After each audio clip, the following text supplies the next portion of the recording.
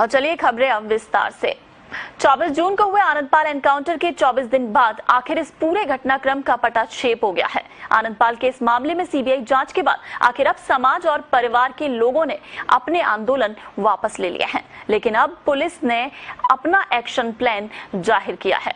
तो 12 जुलाई को सावराद में हुई हिंसा में शामिल हुए लोगों की पकड़ के लिए अब 5 जिलों की पुलिस ने हाथ मिलाया है और आज से बड़ा गिरफ्तारी अभियान शुरू किया जा रहा है।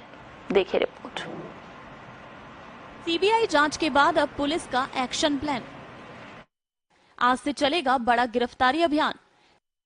सावराद उपद्रव में अब तक 120 गिरफ्तार, 12,000 से ज्यादा लोगों पर केस दर्ज, 22 अलग अलग धाराओं में पुलिस कसेगी शिकंजा। 4 जून को हुए आनंदपाल एनकाउंटर के 24 दिन बाद आखिर पूरे घटनाक्रम का पटाक्षेप हो गया है।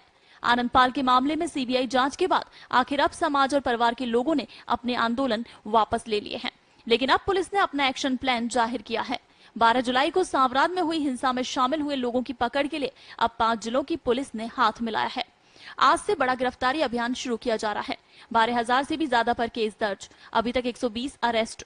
सावराद में हुई हिंसा के बाद 6 दिन बीतने पर अभी तक पुलिस सिर्फ 120 लोगों को ही अरेस्ट कर सकी है। इनमें कुछ स्थानीय नेता भी शामिल हैं।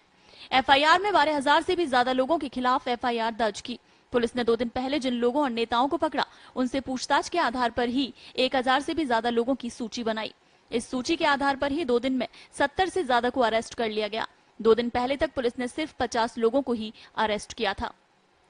चूरू, सीकर, नागौर, जोधपुर, बीकानेर में पुलिस का एक्शन प्लान। नागौर पुलिस ने जिन लोगों को गिरफ्तार किया, उनसे पूछताछ के आधार पर पुलिस अब 5 जिलों में बड़ी संख्या में गिरफ्तारी अभियान चलाने की तैयारी कर रही है।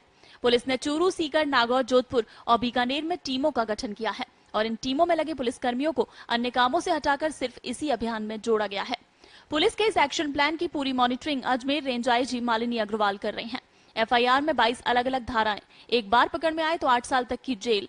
सावराद में हुई हिंसा के बाद नागौर पुलिस ने जो एफआईआर दर्ज कराई, उसमें प्रदर्शनकारियों के खिलाफ अलग अलग सेक्शन में मामले दर्ज किए गए हैं। पुलिस ने उपद्रवियों और प्रदर्शनकारियों पर 22 धाराओं में मामले दर्ज किए। इन धाराओं में जानलेवा हमला करना, लूट और रेलवे की प्रॉपर्टी को नुकसान पहुंचाने की धाराओं में ही 7 से 8 साल तक की सजा संभव है। ब्यूरो रिपोर्ट, पत्रिका टीवी।